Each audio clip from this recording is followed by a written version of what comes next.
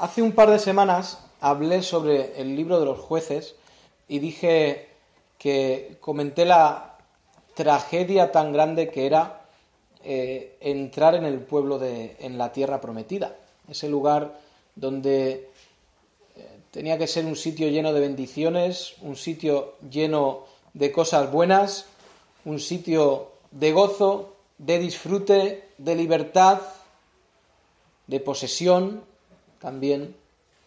Se había convertido por el pecado del pueblo de Israel en una vida miserable. ¿Os acordáis?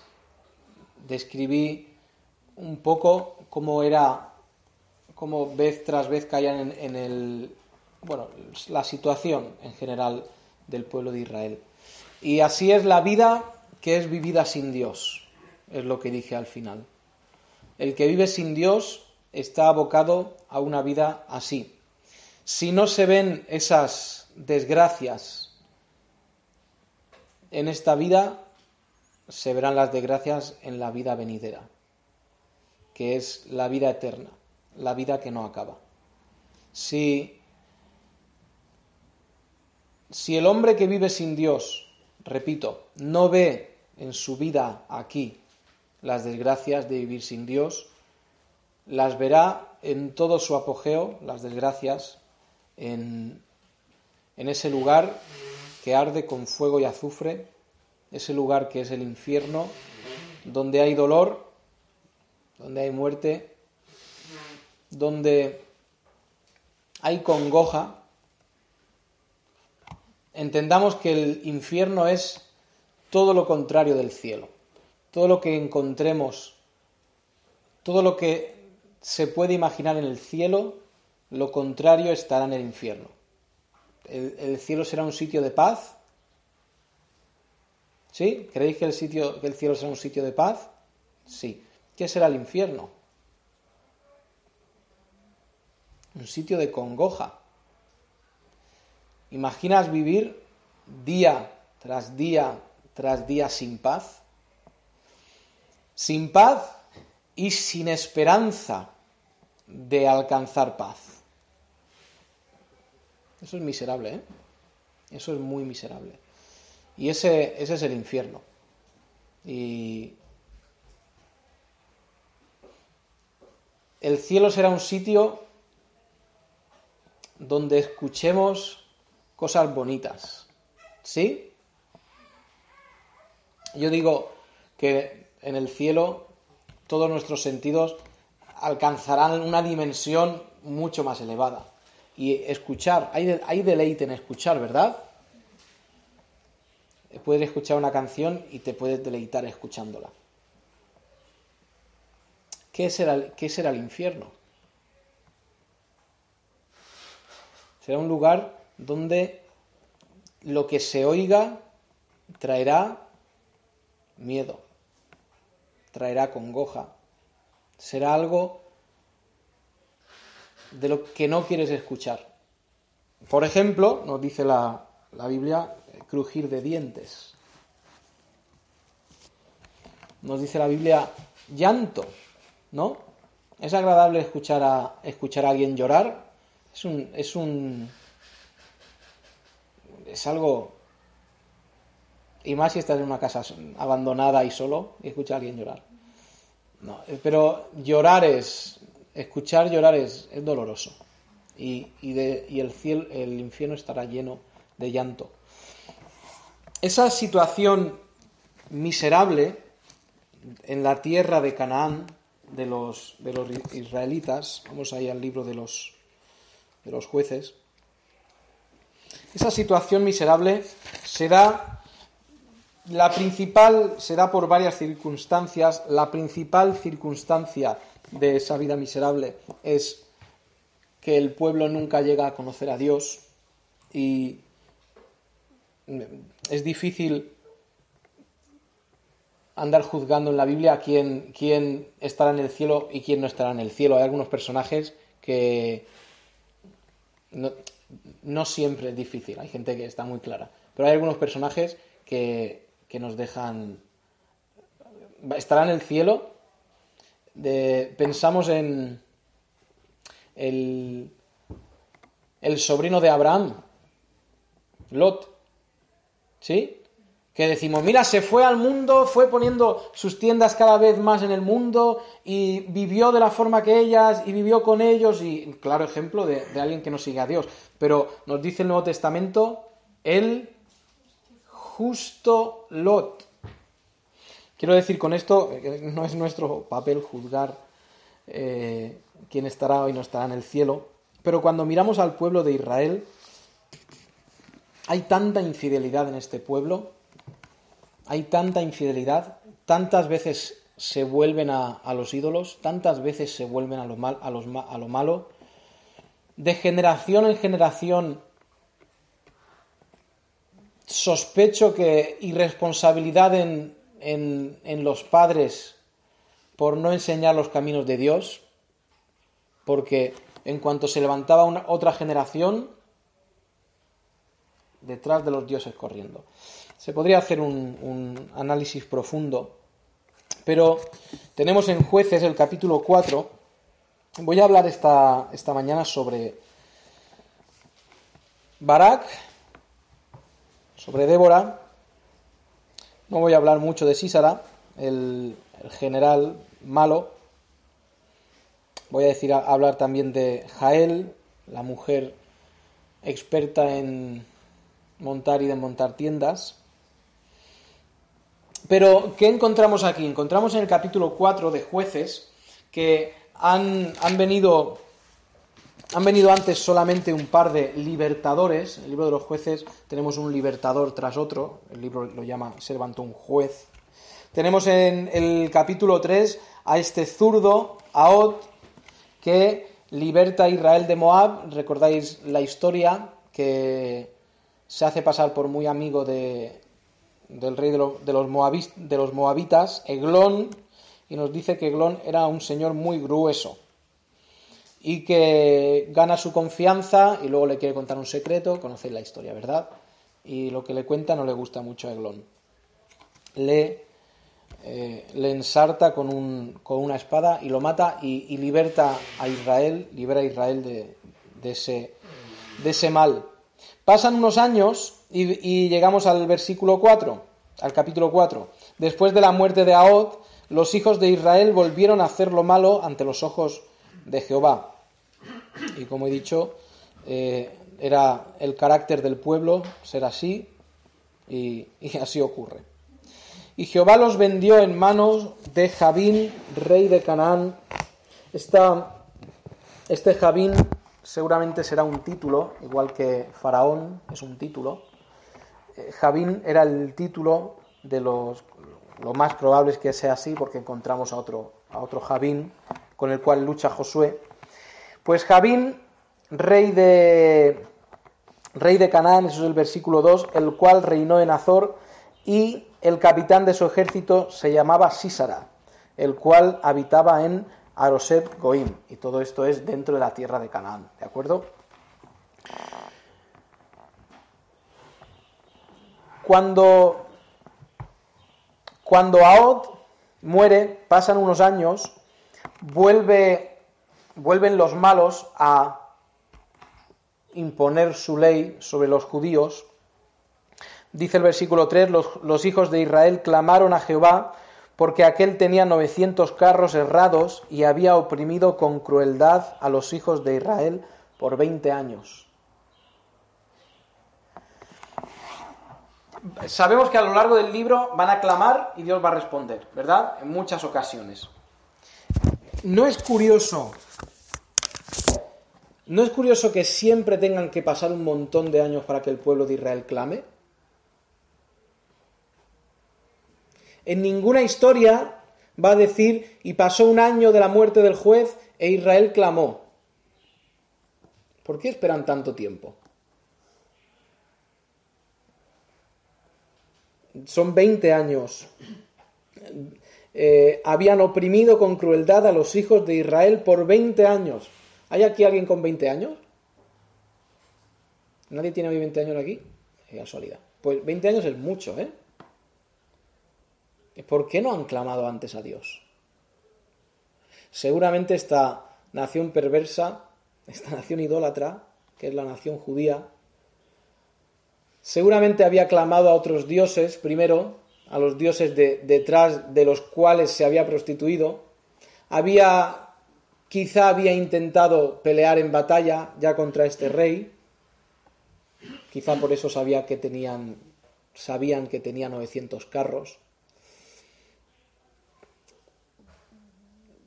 Seguramente el pueblo de Dios coge a Dios como la última opción. ¿Sí? Yo creo que sí. Y va mucho con el carácter del hombre, va mucho con nuestro carácter. Intento hacer que mi vida funcione bien, intento hacer que mi vida sea buena, y cuando me doy cuenta que mi vida no funciona bien, cuando me doy cuenta que quizá he destruido mi vida, y eso es un molde que seguramente yo he visto muchas veces y vosotros habéis visto muchas veces. Gente que hasta que no destruye su vida no se vuelve a Dios. El pueblo de judíos seguramente habría intentado muchas cosas y al final llega a Dios. Y en la vida cristiana debemos tener un continuo sentimiento de que sin Dios esto no funciona. ¿Sabéis? No habrá ninguno en el cielo que diga, pues sí, yo entré porque Cristo me acompañó durante la vida y me pareció bien lo que él decía y bueno, aquí estoy. No habrá ninguno en el cielo que diga, pues sí, la verdad es que el cristianismo era bastante entretenido, así que estuve toda la vida en la iglesia y al final aquí estoy en el cielo. En la salvación y en la vida del creyente hay una continua sensación de salvación. El creyente no vive la vida con Cristo como algo que está ahí. Algo que de alguna manera Cristo estuvo en mi vida. El cristiano vive la vida con la sensación del que está ahogándose en el mar y lo único que tiene para agarrarse es una cuerda. Y se agarra a esa cuerda porque solo de esa cuerda depende su vida. Y la sensación es, Señor, solo resisto esta vida, solo aguanto esta vida, solo puedo seguir adelante en la vida porque estoy agarrado a lo que tú eres. Una sensación de necesidad absoluta. Es todo lo contrario de este pueblo. Este pueblo no necesita a Dios. Tiene otros dioses. Hasta que por fin se da cuenta.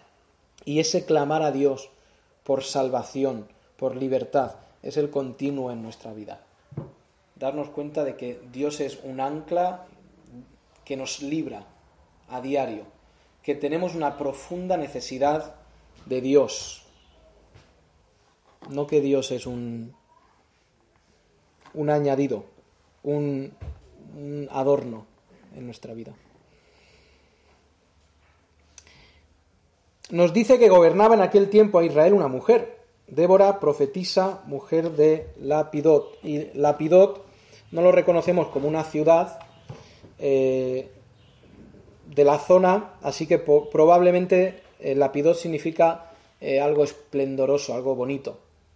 Y puede ser que esté diciendo que la mujer era una mujer esplendorosa. Sería una mujer sabia, sería una mujer a la cual iban a pedir consejo, dice un comentarista, describiéndola, mujer de conocimientos, sabiduría y piedad extraordinarios, instruida en los conocimientos divinos por el Espíritu y acostumbrada a interpretar la divina voluntad. Ya había llegado a tener una influencia extensa y gozaba del respeto general, hasta el punto de que vino a ser el espíritu animador del gobierno y ejercía todos los deberes especiales de juez, excepto el de dirigente militar.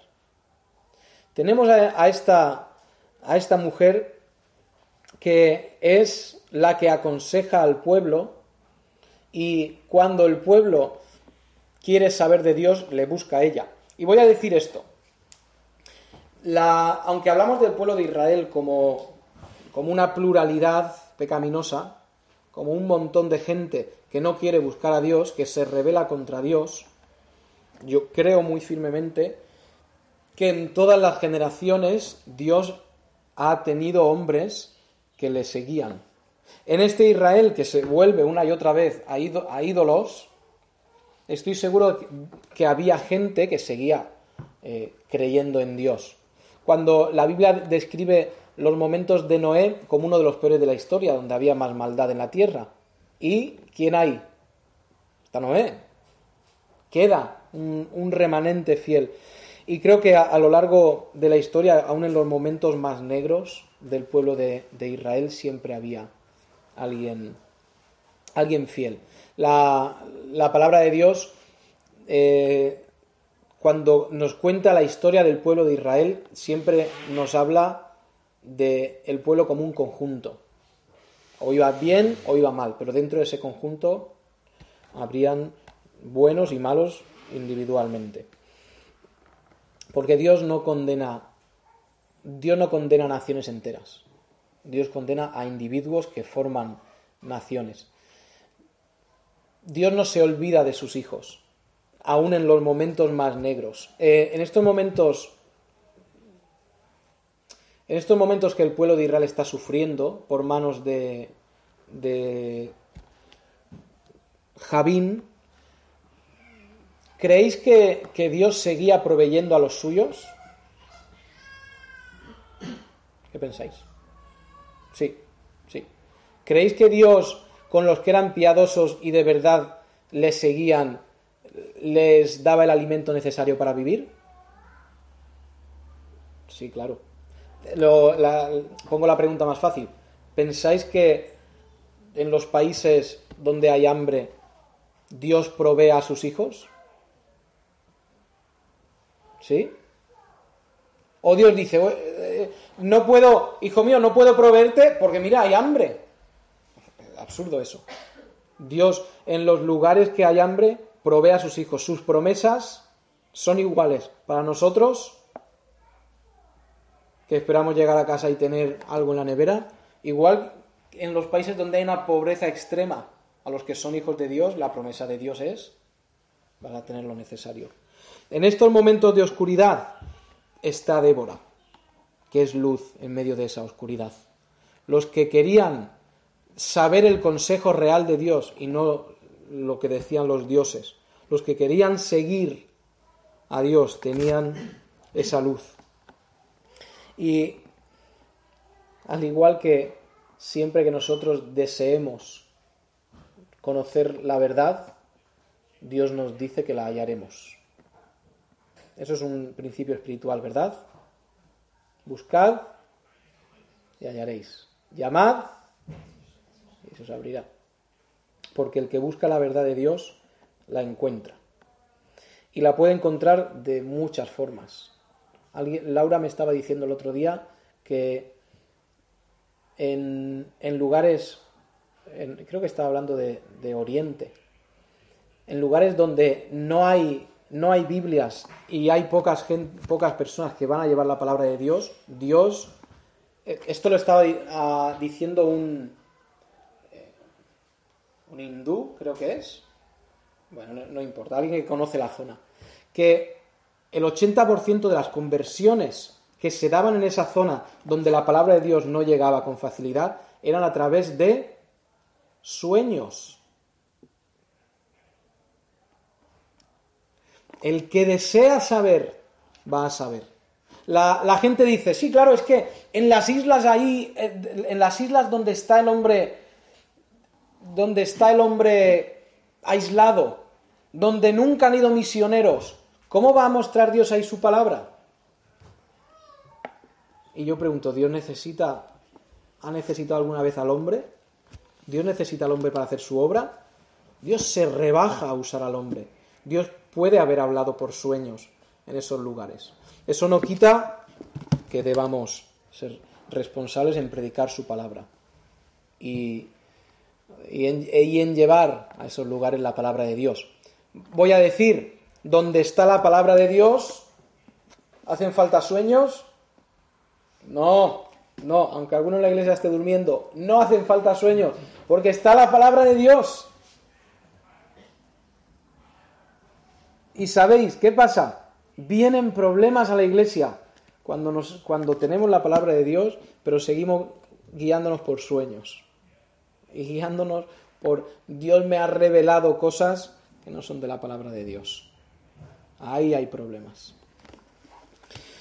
En medio de la oscuridad de esa nación está Débora. Dios ha usado mujeres a lo largo de la historia.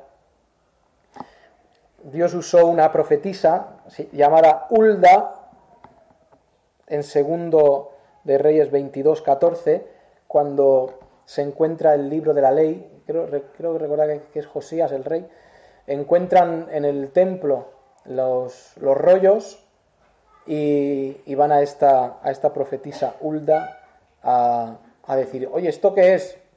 Y esta Hulda dice, eso está en segundo de Reyes 22:14, dice, estas maldiciones que se leen al que no sigue la palabra de Dios van a caer al pueblo si el pueblo no obedece su palabra.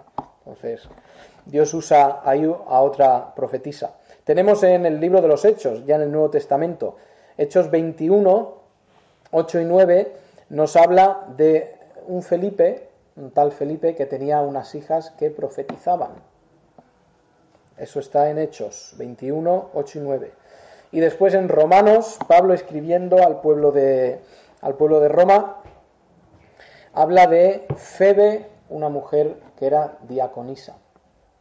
Y Dios nunca ha llevado a la mujer a una posición en la que es inútil para su obra. Dios hace a la mujer, igual que al hombre, utilísimo y utilísima cuando se pone a la disposición de Dios y dice, estoy aquí para servirte en lo que digas. Dios usa a esas personas. Dios usó mujeres. Lo que Dios nos enseña en el Nuevo Testamento es que Dios no quiere,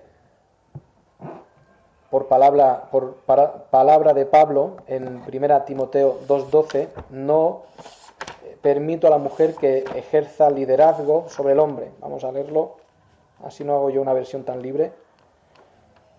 1 Timoteo 2:12.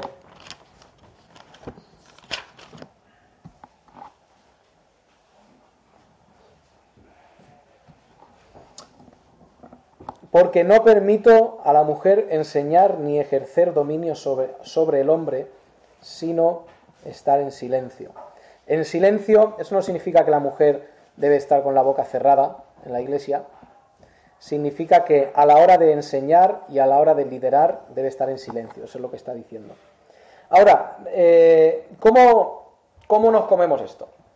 ¿Cómo entendemos que Dios use a mujeres aparentemente liderando al pueblo en el Antiguo Testamento? En el Nuevo Testamento, profetisas, diaconisas, por cierto. Sabéis que diácono es la palabra servidor. Nosotros en la iglesia tenemos una diaconisa, aquí nosotros. Mari Carmen se encarga de las cuentas de la iglesia, está sirviendo a la iglesia. La persona que friega los cacharros del café, si es una mujer, es una diaconisa, está sirviendo, ¿de acuerdo? Pero ¿cómo ponemos esto en equilibrio? Mujer liderando en el Antiguo Testamento. Algunos dirían, no estaba liderando militarmente, que era el puesto más alto en ese momento del pueblo. Pero Dios hace obras y Dios trabaja de formas particulares que no tienen que ser principios para el resto de cosas. Os voy a poner un ejemplo. Lo repito. Dios usa y trabaja de algunas formas que no deben ser principios para seguir trabajando en la actualidad. Muy bien, ¿os acordáis de que el pueblo se prostituye y los judíos en cierto momento de la historia traen mujeres cananeas al campamento, ¿verdad? Y sube el furor de Dios, sube el furor de Moisés y dice que pasaban una pareja, se meten en la tienda y cierto señor coge una lanza y los ensarta. ¿Os acordáis de esa historia? Muy bien. ¿Cuál es el principio espiritual ahí? Está clarísimo. Si tú ves a alguien pecar, lo matas. No porque nos quedaríamos sin gente en la iglesia. Igual os quedáis sin pastor. Espera un momento. Entonces, ¿qué hay que hacer con el que peca? ¿Ves? En cierto momento de la historia, Dios trabaja de una manera que no es un principio para el resto de veces. Segunda cosa, recordad que siempre interpretamos desde el pasaje más claro al pasaje más difícil, del pasaje más fácil al pasaje más difícil. Es muy claro Pablo cuando dice, no quiero a la mujer enseñando y no quiero a la mujer liderando una iglesia. El resto de cosas en la iglesia, la mujer puede hacerlo igual que el hombre, quizá mejor, no lo sé, pero lo puede hacer. Pero Pablo dice, no quiero a la mujer liderando y enseñando. ¿Qué hacemos cuando llegamos a una iglesia y hay una pastora?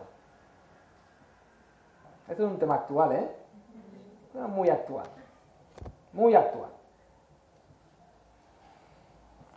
Voy a decir dos cosas respecto a mujeres pastoras. Primera cosa. Puede ser que esa mujer esté liderando porque los hombres no hayan tomado su posición de líderes. ¿Entendéis esto? Puede ser que esté liderando porque los hombres no han cumplido su obligación de liderar. Por lo cual, los hombres de ese lugar que se sientan cuando deberían estar liderando, serán castigados. Mayor responsabilidad, mayor castigo. Voy a decir una segunda cosa. Mucho cuidado con juzgar y condenar. No es una situación ideal que la mujer esté a la cabeza de la iglesia. Pero cuidado con ir y destruir. Si tú llegaras a una iglesia donde la mujer es pastora, yo buscaría otra iglesia. Y voy a decir esto, y lo he dicho muchas veces, no es porque la mujer no tenga capacidad. Eso lo he dicho un montón de veces. ¿De acuerdo? Es en obediencia a los mandatos de Dios. ¿Recordáis que Pablo hay un momento donde dice hay gente que por vanagloria y para hacerme a mí daño están predicando el evangelio, ¿os acordáis? Y al final dice, por una cosa o por otra, entonces digo, un lugar donde pastorea una mujer no es lo que debe ser, pero se está predicando el evangelio. ¿De acuerdo? Mientras yo esté al frente de esta iglesia, no va a liderar ninguna mujer, porque así lo enseña la palabra de Dios. ¿De acuerdo? No va a enseñar y no va a liderar ninguna mujer porque lo enseña la palabra de Dios. No por capacidad o por lo que sea. Pero hay una mujer al frente del pueblo de Israel, en este libro de los jueces. Madre mía, no puede ser. Sí, estoy en la introducción. No. Venga, vamos a volver al libro de los jueces.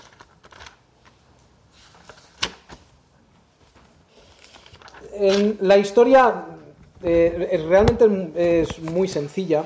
Lo que yo quería resaltar de esta historia es el personaje que más me interesa es Barak. No es Débora. Es curioso que Débora esté liderando, esté siendo a ese nivel la que juzga al pueblo, pero el personaje que me interesa es Barak, y por eso he llamado a esta predicación Alguien lo hará. No tiene mucho sentido, ¿no? Alguien lo hará. Como es igual que cuando tú andas por la iglesia y ves un papel en el suelo y pasas del papel, ¿y qué dices? ¿Alguien lo hará? Cuando ves que se ha caído algo, ¿alguien lo hará? Pues, ¿quién es el alguien lo hará de esta historia? Es Barak. Fijaos que en 2 ocasiones Barak da el mensaje de no, yo no voy a hacer eso. Versículo 6. Débora envió llamar a Barak, hijo de Abinoam, de Cedes, de Neftalí, y le dijo: ¿No te ha mandado Jehová, Dios de Israel, diciendo: ve, junta a tu gente en el monte de Tabor, y toma contigo 10.000 hombres de la tribu de Neftalí y de la tribu de Zabulón, y yo atraeré hacia ti al arroyo de Cisón a Sísara, capitán del ejército de Jabín, con sus carros y su ejército, y lo entregaré en tus manos? Le manda un mensaje y le dice: oye, ¿no es esto cierto? Y es muy cierto porque Barak, no sabemos si delante de ella o no delante de ella, le responde: si tú fueres conmigo, yo iré. Pero la primera negativa de Barak a hacer lo que él sabía que tenía que hacer porque Dios le había revelado, la primera negativa está en cuando él recibe el mensaje de Dios. Él recibe el mensaje de Dios, no el de Débora va a venir después. Él recibe el mensaje de Dios y ¿qué dice? Lo hará otro. Pregunto, ¿Barak veía la situación en la que estaba el pueblo de Israel como oprimidos? Pues sí, igual que todos. ¿Barak sabía la necesidad que había de libertad? Sí, evidentemente sí, porque veía la situación del pueblo. Pero él, viendo la necesidad, sabiendo su responsabilidad, dice no. Ahora, puede ser, cuando estudiamos un poco el tema de geografía de esa zona, a simple vista, que Dios le lleve al monte Tabor y que le diga que le va a llevar a los malos, cuando le dice junta en el monte Tabor y traeré a Sísara al arroyo de Cisón, a nosotros no tiene ningún, no sé, no tiene aparentemente ninguna importancia. Pero cuando vemos la geografía, el monte Tabor es un monte que está solo, rodeado de planicies. Ahora, ¿recordáis qué era lo que tenía el ejército de Jabín que lo hacía tan poderoso? Carros. Ahora, los carros deben pelear en los lugares llanos, ¿verdad? No hay que ser un gran estratega para saber que el carro no lo va a subir a la montaña a pelear. La fuerza está en los llanos para los carros. Ahora Dios le dice a Barak: súbete al monte que está rodeado de llanos. Pues Barak diría: es un suicidio juntar 10.000 hombres en lo alto de un monte, porque en cuanto bajemos a la planicie, estamos vendidos a los carros. Barak podía haber razonado esto, podía haber dicho: la estrategia de Dios no es buena. La estrategia de Dios es un suicidio. La realidad es que esa es la primera vez que Barak dice no. ¿Cuál es la segunda vez que Barak dice no? Es en el mensaje de Débora. ¿No te ha dicho Dios? Pues ve. ¿Y qué dice Barak? ¿Yo? ¿Con Dios? No, yo contigo. ¿Sí? Es lo que dice Barak. Dice: espera, ¿yo ir solo? Sí, ya sé que está Dios, pero ¿yo solo? No, ven conmigo. Esta es la segunda vez que Barak da la negativa a hacer lo que él debía hacer, que era ser el caudillo del pueblo. Fijaos qué curioso, si Barak hubiera respondido, la primera vez, no tendríamos conocimiento de la existencia de Débora. ¿Sí? ¿Sí? ¿Estáis de acuerdo conmigo? Si Barak, la primera vez que Dios le llama, hubiera respondido haciendo lo que debía hacer, ni sabríamos que había una Débora, que era jueza del pueblo, quizá, ¿vale? Es lo que opino. Pero la realidad es que él no respondió y conocemos a esta mujer tan sabia, tan llena de conocimiento, que era Débora. Versículo 9. Ella le dice: iré contigo, mas no será tuya la gloria de la jornada que emprendes, porque en mano de mujer venderá Jehová a Sísara. Y levantándose Débora, fue con Barak a Cedes. Aquí le está diciendo: yo voy a ir contigo, pero que sepas que la gloria de la batalla no va a ser para ti. La gloria de la batalla va a ser para otro. Y juntó Barak a Zabulón y a Neftalí en Cedes, y subió con 10.000 hombres a su mando, subió al monte Tabor, y Débora subió con él. Y Heber ceneo, de los hijos de Hobab, suegro de Moisés, se había apartado de los ceneos y había plantado sus tiendas en el valle de Zanaim, que está junto a Cedes. Vinieron pues a Sísara las nuevas de que Barak, hijo de Abinoam, había subido al monte Tabor. Cuando le llega la noticia a Sísara de que los judíos están en el monte Tabor, dice: ¿sí? Pues es nuestro momento. ¿Qué hacen ahí subidos? Vamos a ganarles. Y Sísara manda sus 900 carros y con todo el pueblo que le estaba, desde su pueblo, Aroset Goim, hasta el arroyo de Cisón. Entonces Débora dijo a Barak: levántate, porque este es el día en que Jehová ha entregado a Sísara en tus manos. No ha salido Jehová delante de ti.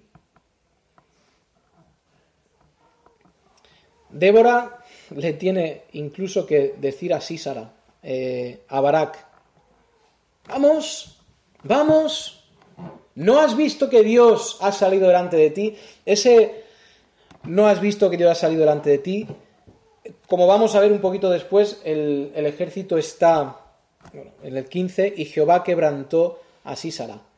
La palabra quebrantar literalmente es la palabra jamón, es hebreo, jamón, que es conmoción, que está diciendo que en el campamento hubo una gran conmoción. Algunos dicen quizá por lluvia, y Dios trajo lluvia y los carros con el barro no podían funcionar. No sabemos lo que pasó. La cuestión es que Débora le dice a Barak: mira, ¿no has visto que Dios ha ido delante de ti? Levántate. Y a la voz de Débora, Barak baja. Dice que: y Jehová quebrantó a Sísara de todos sus carros y a todo su ejército a filo de espada delante de Barak, y Sísara descendió del carro y huyó a pie. Mas Barak siguió los carros y el ejército hasta Aroset Goim, y todo el ejército de Sísara cayó a filo de espada hasta no quedar ni uno. Y Sísara huyó a pie a la tienda de Jael, mujer de Heber ceneo, porque había paz entre Jabín, rey de Azor, y la casa de Heber ceneo. Y saliendo Jael a recibir a Sísara, le dijo: ven, señor mío, ven a mí, no tengas temor. Y él vino a ella, a la tienda, y ella le cubrió con una manta. ¿Por qué él viene con tanta confianza a esta tienda? A la tienda donde está Jael. Pues primero porque eran amigos, y segundo porque los ceneos eran nómadas. Y entre las tribus nómadas el tema de la hospitalidad era algo importantísimo. Y lo tenemos ya cuando Abraham es nómada. Más adelante en la historia el pueblo de Israel llega a ser una nación asentada, pero en la antigüedad eran nómadas, y siempre que venía alguien le recibían con mucho honor, porque era la costumbre de los nómadas. Este Sísara entra con total confianza, primero porque hay paz, y segundo porque son nómadas y sabe que la hospitalidad es muy importante. Y que cuando alguien entraba, es lo que nos enseñan los libros de historia y la cultura de los nómadas, cuando tú eras nómada y alguien entraba en tu tienda, quedaba bajo tu cuidado y tu protección. Lo que se encuentra Sísara no es muy acogedor, pero 19. Él le dijo: te ruego me des de beber un poco de agua, pues tengo sed. Y ella abrió un odre de leche y le dio de beber y le volvió a cubrir. Y él le dijo: estate a la puerta de la tienda, y si alguien viniere y te preguntare diciendo: ¿hay aquí alguno?, tú responderás que no. Pero Jael, mujer de Heber, tomó una estaca de la tienda y poniendo un mazo en su mano, se le acercó calladamente y le metió la estaca por las sienes y la enclavó en la tierra, pues él estaba cargado de sueño y cansado, y así murió. Y siguiendo Barak a Sísara, Jael salió a recibirlo y le dijo: ven y te mostraré al varón que tú buscas. Y él entró donde ella estaba, y he aquí Sísara yacía muerto con la estaca por la sien. Esto es suficientemente gráfico para que no haya que explicarlo. La historia acaba así. Jael al final obtiene la gloria de esta batalla. Al final, alguien que no es Barak consigue la gloria. Voy a decir esto: ¿para quién estaba preparada la gloria de la batalla? Estaba preparada para Barak. No estaba preparada para Débora. Tampoco estaba preparada para Jael. La gloria de la batalla estaba preparada para Barak. Y Barak, con su actitud de no lo voy a hacer, lo que sé que es correcto y lo que sé que es mi responsabilidad, no lo voy a hacer, alguien lo hará. Sabéis, todos nosotros tenemos la gran oportunidad de ser siervos. Todos nosotros tenemos la gran oportunidad de servir a Dios en diferentes maneras. Pero nosotros podemos decir: no lo voy a hacer, alguien lo hará. Nosotros podemos decir: otro vendrá que haga esto. Y sabes, puede ser, y seguramente, y muy, muy seguramente, ciertamente diría, la obra de Dios se va a hacer sin que tú aportes nada. Sin que tú aportes nada absolutamente. La obra de Dios se va a hacer. La edificación de la iglesia se va a hacer, porque es el propósito de Dios. Pero Barak perdió la gran oportunidad de recibir la gloria de la batalla. Y me entendéis, la gloria al final es de Dios. Pero en el contexto que estoy hablando, él perdió la gran oportunidad de ser tenido como un gran juez de Israel, como alguien que, mirando el peligro, mirando la situación tan desfavorable de la batalla, dijo: voy a seguir a Dios, seguidme. Él perdió esa gran oportunidad. Y nosotros podemos perder grandes oportunidades de servir a Dios porque digamos: otro lo hará, ya vendrá alguien que lo haga. Y lo que sabemos que tenemos que hacer. Y cuando el cristiano, cuando sabe que tiene que hacer algo, se convierte automáticamente en una responsabilidad. Porque el que sabe lo que debe hacer, ¿cómo termina? Y no lo hace, le es pecado, le es contado como una falta.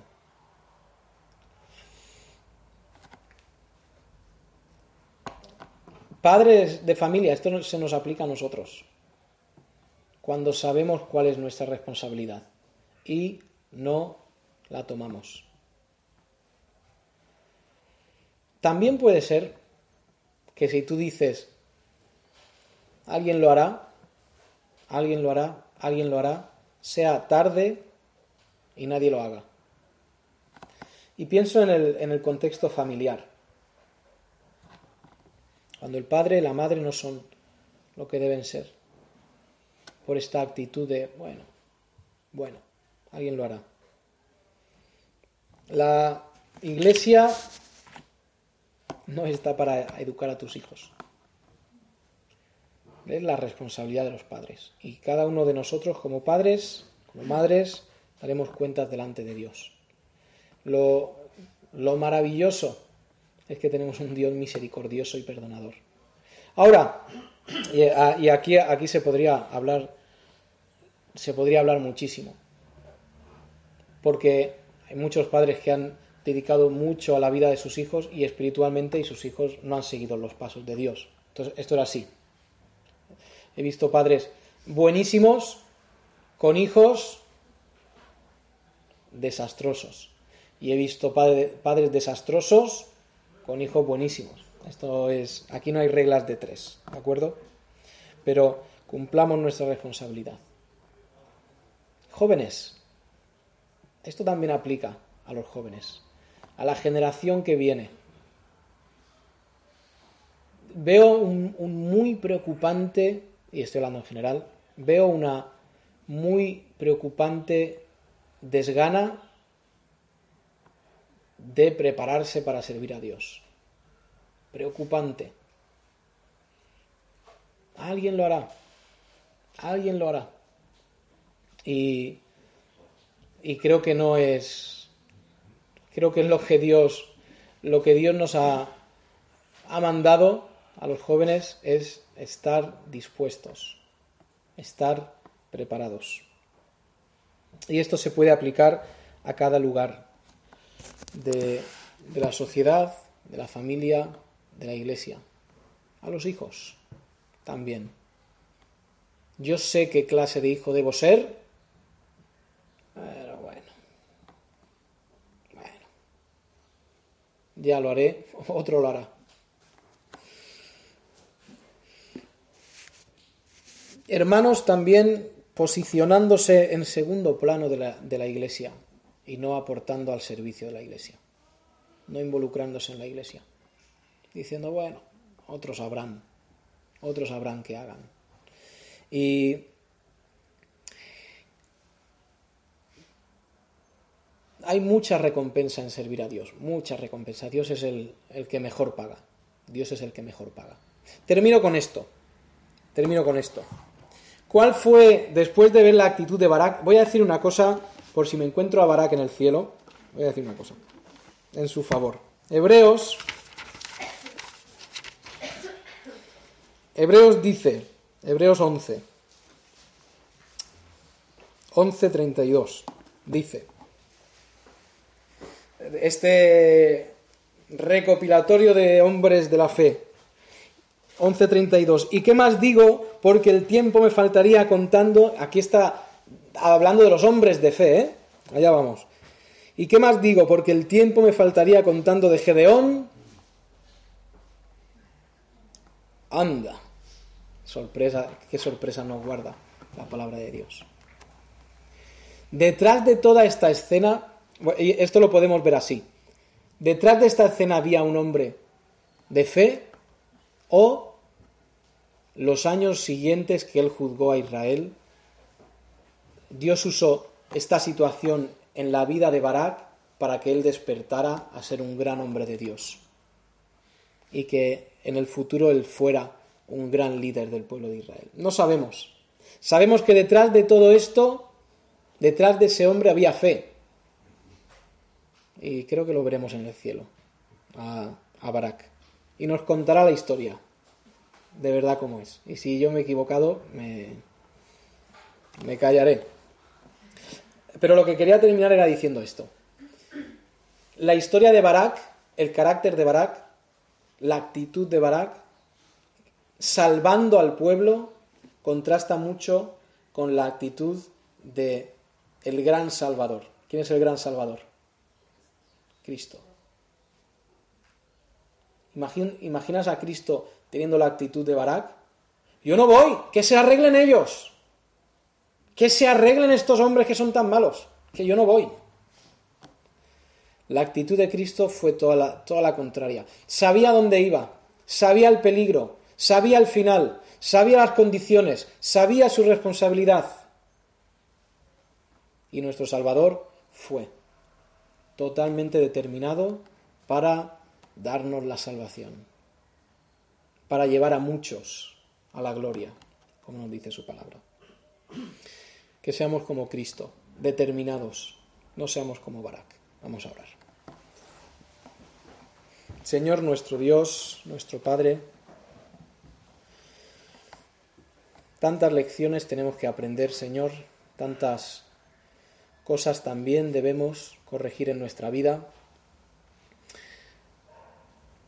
Y Señor, que sigamos no el ejemplo de Barak, que no quería, que no se atrevía, sino el ejemplo de Cristo, que fue adelante con todo. Las circunstancias no le frenaron, lo de alrededor no le frenó el sufrimiento, Señor, porque tenía su vista puesta en la verdadera gloria. Y Señor, que nosotros tengamos puesta nuestra vista en la verdadera gloria, que es servirte a ti, y que tú nos puedas decir: buen siervo, fiel, has hecho bien. Gracias por todo esto, Padre, y gracias porque eres tan misericordioso para volver a perdonarnos una y otra vez. Gracias en el nombre de Cristo. Amén.